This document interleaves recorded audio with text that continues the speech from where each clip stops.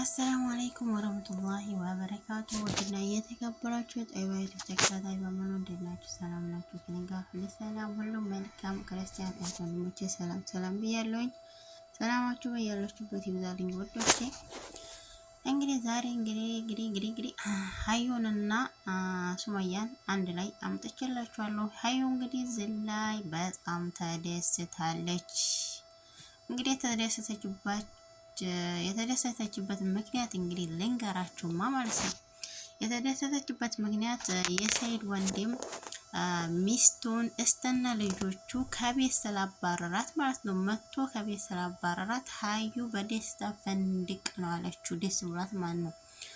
እና የሰይድ ወንድም ደግሞ ሚስቱን ሊያባረር የቻለው ታስታውስ እንደሆነ የሱማያ ልጅ ጀሚላ ወስዶ በኋላ ሚስቱ መልሳለት ነበር ማለት ነው። ለሱመያ መልሳ ነበር ልጅቷን ማለት ነው። እዛ መልሳለት ነበር። መልሼ ወደ ቤት ስገባ ልጆችን እዞ እጀጃፍ ላይ ነው የጠበቀኝ አለች። ደብድቦኝ ከቤት አስወጣኝ ነው ያለችው። እንግዲህ ሀዩ ደግሞ ያንን ሰምታ በደስታ ነው ያበደችው። ወልቅ ማለት ነው። በደስታ ነው ያበደችው። ምክንያቱም ምንድን ነው ያለችው? አንቺ እኮ ጀሚላ እሱ ጋር በነበረ ጊዜ ሰይድ ይሄን ይመጣና ተሱማያ ጋር ይገናኛል። ስለዚህ ቁጭ ብሎ መፍትሄ ያመጡ ነበር አላለችም? አሁን ውሸታም ሌባ ናት እንጂ ሱመያና ሰይድ እንዲገናኙ ራሱ አትፈልግም እኮ። ውሸቷን እኮ ነው። በቀደም ሱመያ ናት ብሎ ፌንት ነቀለች። ቪዲዮ አይታችሁ ከሆነ እዛ ላይ በጣም ነው የሚያስቀው። እንግዲህ አይታችሁ ከሆነ ብራንክ ያረገባት ቦታ ማለት ነው። እንግዲህ እቺ ሱመያ ናትና ይቅርታ ጠይቀሻት ምናምን አለ። በኋላ ሊገልጣት እስቲ አሁን ልገልጣት ነው እንግዲህ ልብሱን ላነሳላት ነው ምናምን ሲል ልብሱን ብድግ ሲያደርግ ፌንቷን ሊብ ነው አለችው ማለት ነው። አሁን ስለዚህ የሰይድ ወንድም ሚስቱ ስለመታ በደስታ አበደች ማለት ነው። እንግዲህ እንደምታዩ የሰይድ ወንድም ሚስቱን አባሮ የሱ ደግሞ በጣም አዘነ ማለት ነው። በጣም እኔ አዝኛለሁ ነው ያለው።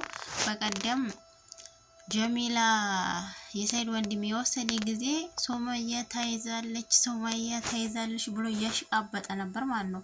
ዛሬ ደግሞ አዝኗል። እንግዲህ የሰው ትዳር እንግዲህ ሲባላሽ ያው ደስ አይልም። ይሄ ሁሉ እንግዲህ በሰይድ ምክንያት ነው።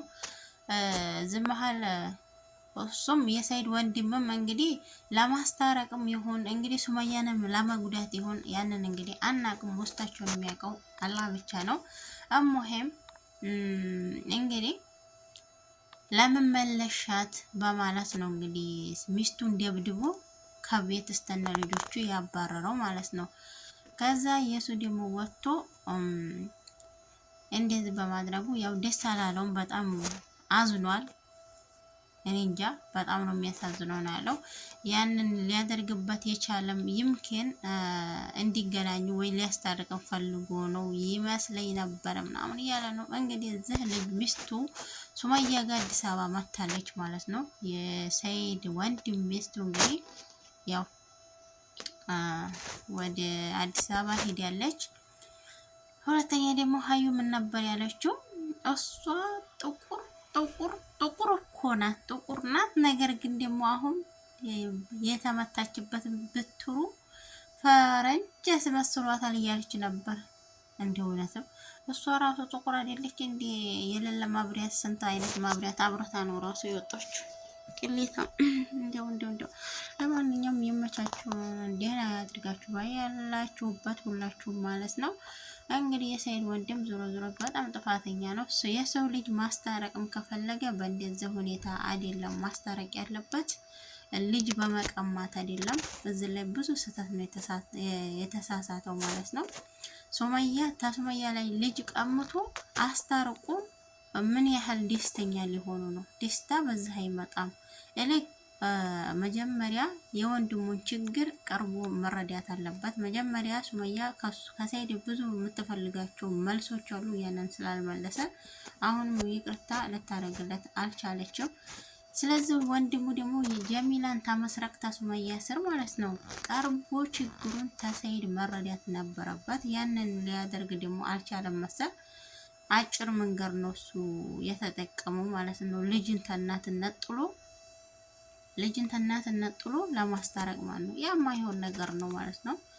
ዞሮ ዞሮ ሚስትህን ጥሩ ነገር በሰራች በጣም ትልቅ ጥፋት ነው ያጠፋው። እንዲያው ስንት ጥላት አለ ስንት ጥላት ነው ያሳክባት ማለት ነው። ሱመያን በረዳች ደብድበህ እስተነ ልጆች ከቤት ታባረራለህ። መጀመሪያ የወንድምህን ልጅ የሰረክባት ምክንያቱ ምንድን ነው? ብቻ ልታሳድጋት ነው። ልጆችህን አባረረህ ማለት ነው። እውነትም በጣም ነው ደስ አይልም። ያው የሰው ህይወት እንደዚህ ምስቁልቁል ሲወጣ በጣም ያስከፋል።